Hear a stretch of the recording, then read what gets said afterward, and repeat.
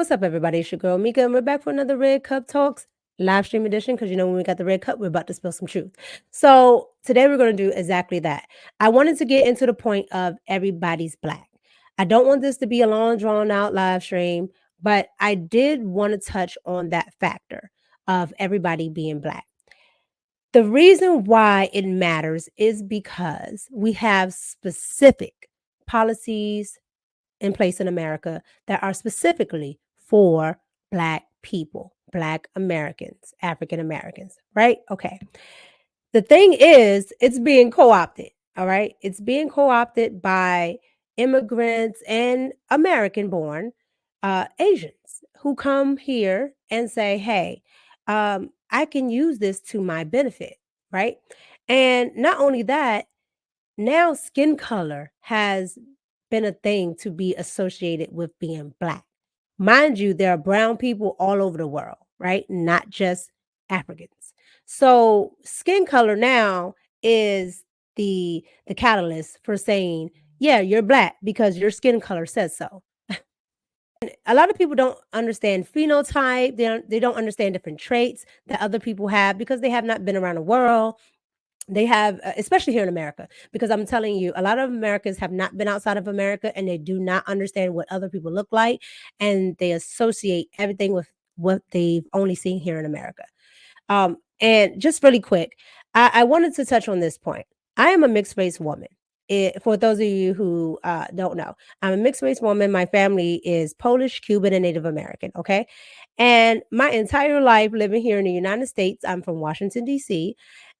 I have been told that you cannot even acknowledge all that because it doesn't matter, right? Here in the United States, you're just going to be considered black.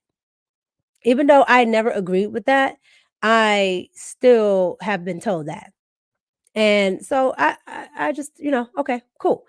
But with Kamala Harris, this is the first time in my lifetime that I've been seeing that, the rhetoric of, oh, well, you can be both. She can be both. I've never been told that. So when did this start that you can be both?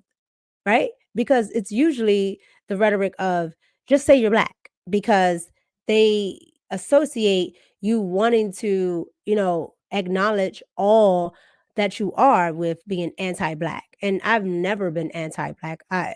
Like it's never been a thing for me, right? But it's associated that way if you want to acknowledge that you're mixed race or you're biracial and other things, right? So the fact of the matter is that Kamala Harris is the first person that I've seen really get that leniency in the media amongst, everyday uh African Americans and black people, right? I've never seen it. So I wanted to use that as a factor of really to talk about everything that's going on and to talk about the Asian American co-op. All right. Kamala Harris, as we know, grew up as an Asian Indian woman, halfly or partly, I'm sorry, partly in the United States up until about 6 years old. She was here in America, and then she moved to Canada, where she spent the rest of her life up until her college years. She came back here, of course, to America, and she attended Howard University, and she became AKA in a sorority. Okay, all of that being said, that doesn't make her black. But again, we're not arguing that point. The problem with it is that she culturally identifies as an Asian Indian. And now, when it benefits her, she can be black because of supposedly her daddy's Jamaican heritage. Her father has stated that he is of Irish and Indian Hindu descent, but to me, people don't understand the difference between nationality, ethnicity, and race. I digress because that's still not the point here today. The point is to say, okay, with all that being said, she's allowed to co-op being black for her benefit.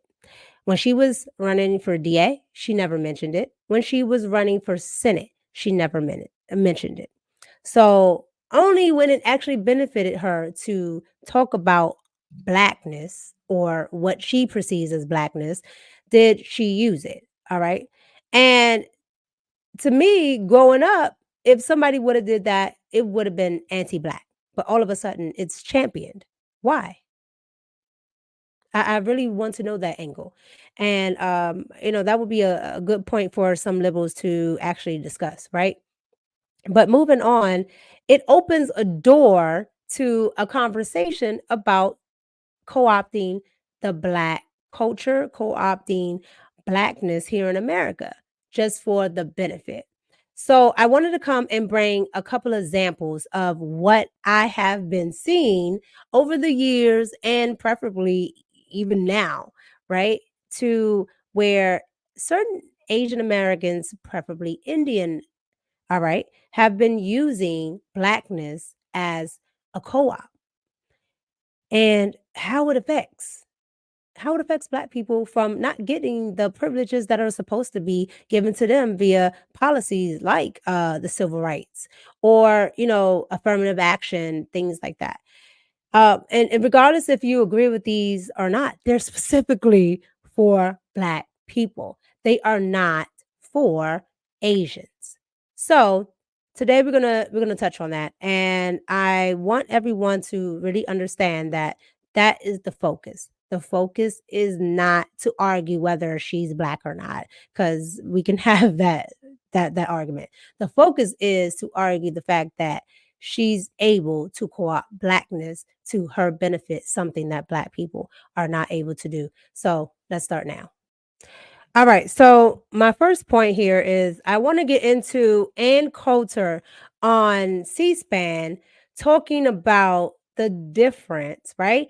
Meaning she's not going to argue the fact of, is she black? Okay, go with it. All right, we're going with it.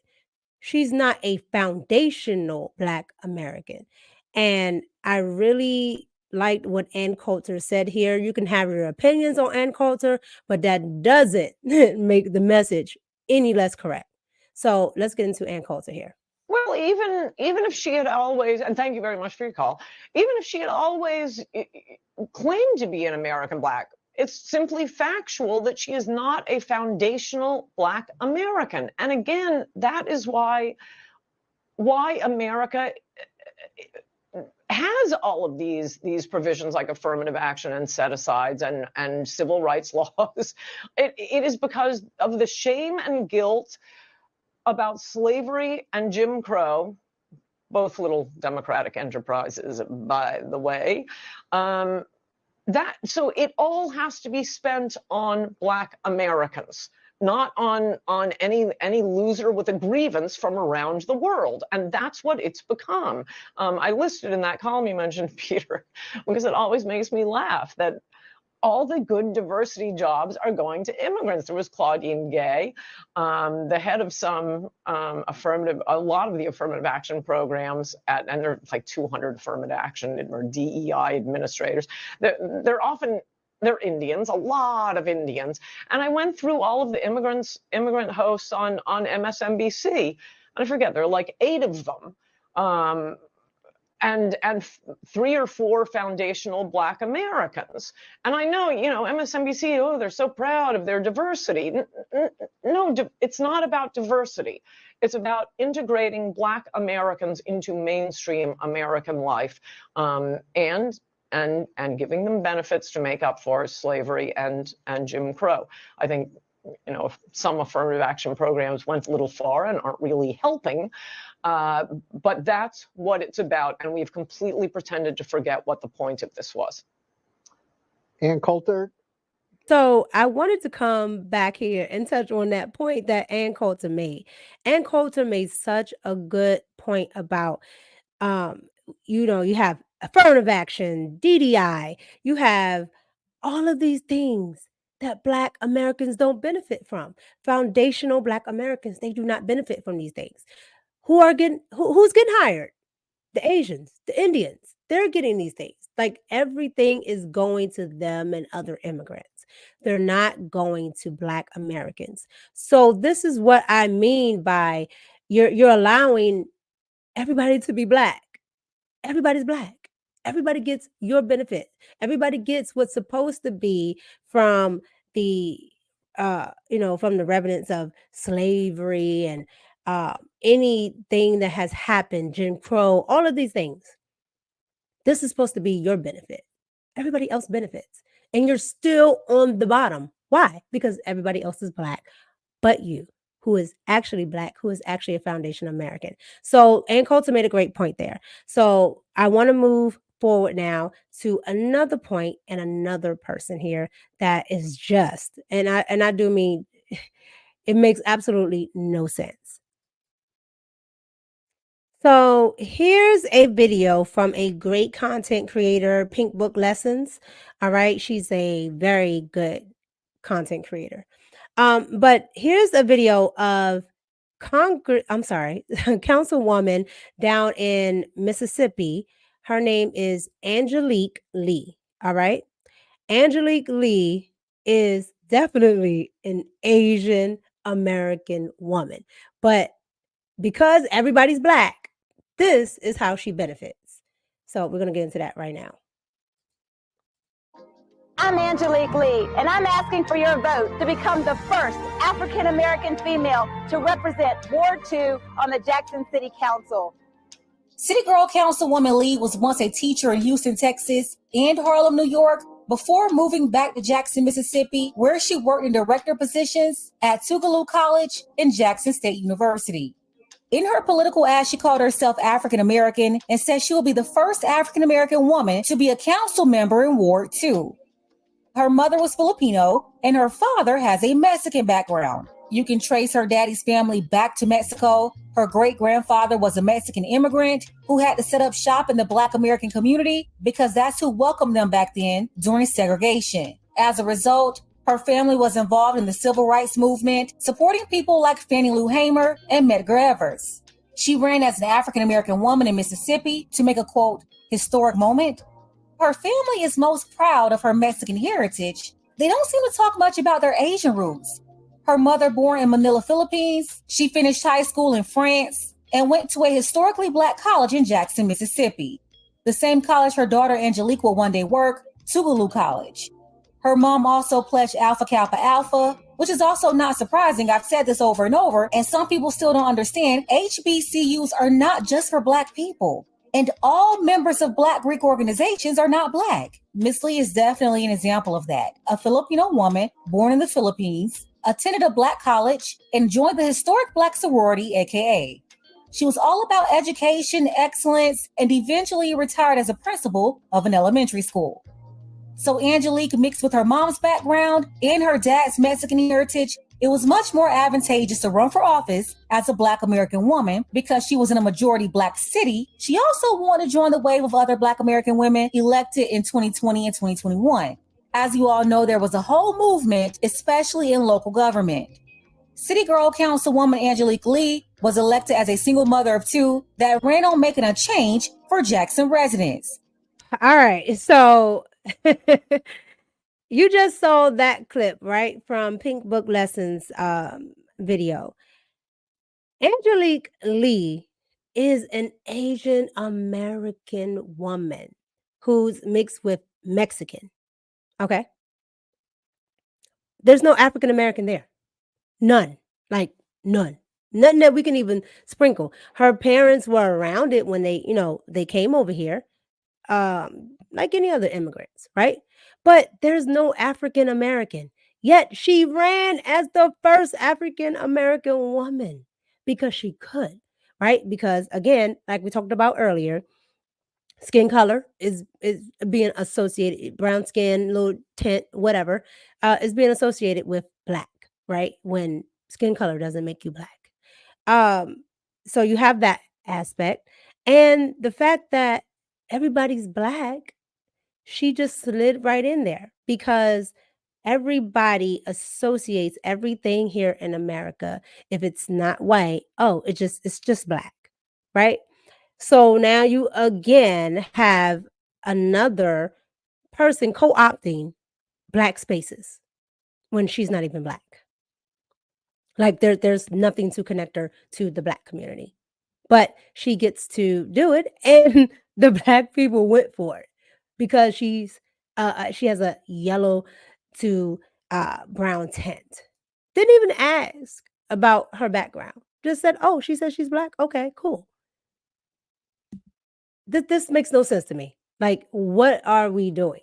So here's another example, along with Kamala Harris, along with others, of how you can co-opt being Black when you're not Black, or never associated with being Black, have no identity within the Black culture, but you can co-opt it. And again, it usually is coming from a lot of the Asian American community, preferably Indian community. So we're going to move on. My next one, or my next example, this example is by far the most disturbing to me, right? They're all nuts and disturbing, but this one is very disturbing to me because now this is based off of education, right? Education in America is already a sore point, especially with public schools, right? But now you have Asian Americans co-opting as Black people to say, hey, I want to go to this school and I'm going to use being Black to go there for free, to get certain benefits that are for, again, foundational Black Americans. So I want you guys to see in this example of how they're able to use that, something that a lot of Black Americans never get to do. They never get to go to college. They never get to, get a higher education, especially not to the point of which this person was able to do it. But this one person is just highlighting what tons, maybe millions of them are actually doing in this country to get a leg up off the backs of Black people. So let's get into that. When it comes to college admissions, how much of a role should race play? That question back in the news this week. For the first time in Harvard University's history, the majority of students accepted into the incoming freshman class identify as non-white, 50.8% to be precise. But at the same time came news that the Department of Justice is investigating allegations the school is denying places to qualified Asian American students. Vijay JOJO Chokolingam, now the head of admissions consultant at Interview SOS, has a unique experience with this topic. An Indian American, he realized the only way that he would be accepted at med school would be to pass as Black.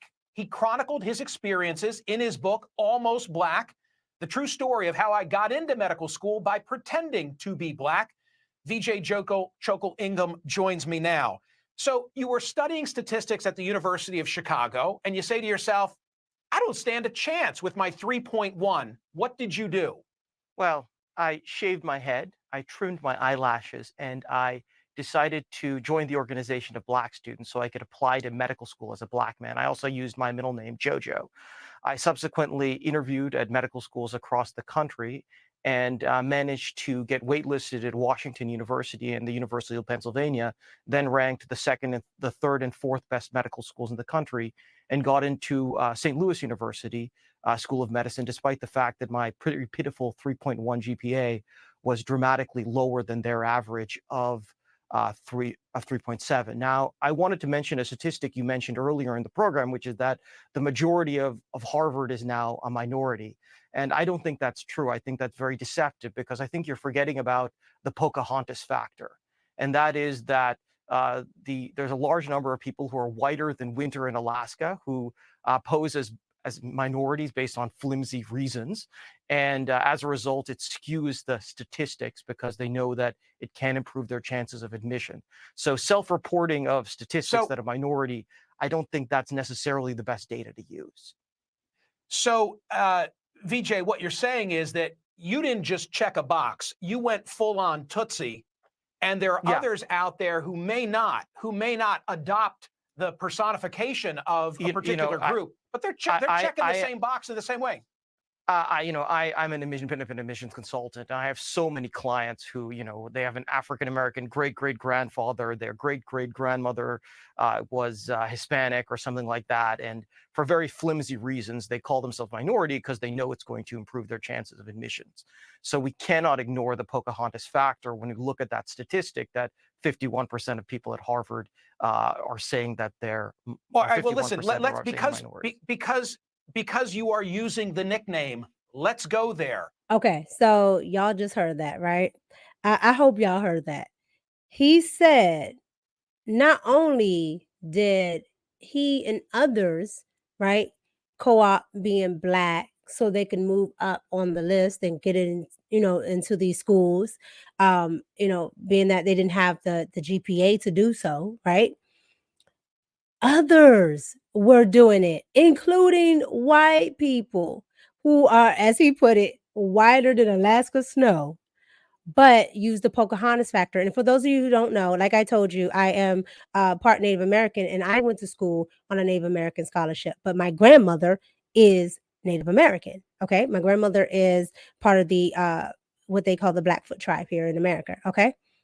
However, there was such a thing called a $5 Indian, right? Where you can go down and put your name on a registry to register as an Indian, well, Native American, but back then they called it Indian. And you can put your name on this registry and you can go and, masquerade as an Indian and get the benefits of being Indian, which would, constitute land and things like that to get a leg up on wealth, right? It's the same thing. It's the same thing. So instead of having the GPA to do so to get in, he used being Black. He just shaved eyebrows, shaved his hair, how y'all like to say it. He had silky hair. So he shaved that off and down to the stubs where you can't really tell. He has a, a full nose, broad nose, whatever you want to call it. So, hey, I can kind of look like a Black dude, right? And he started calling himself JoJo. Because, yeah, names make you Black. But, okay. He started calling himself JoJo. And boom, he got in. Just like that. Right. And so I like that he corrected him on the statistic factor because they're not minorities. He said it. Because he's now in admissions, right? So they have these grandmothers, or I'm sorry, these great grandmothers somewhere in the back, right? That now make them a minority. This is the danger of the one drop rule, the $5 Indian. This is the danger of all this because it has nothing to do with what you actually are. It has everything to do with the fact of economics and wealth building and where you can get ahead in policies, right? And so none of these people are actually whatever minority they're trying to perceive themselves as. They are not, but they get to use policies that are in place for others. And this is what I mean by being co-opted. So here it is. You have 3 different examples, one with education, one with the councilwoman, right? And her not having any lineage of being Black at all, right? Or African at all, but yet she was able to use it. And then you have Kamala Harris, who, if you believe that her dad is a Jamaican Black man, then she is allowed to use that when she has no ties to it at all. She really doesn't know it. She doesn't care, but she's allowed to use that to the benefit of getting votes. This is what I mean by being co-opted.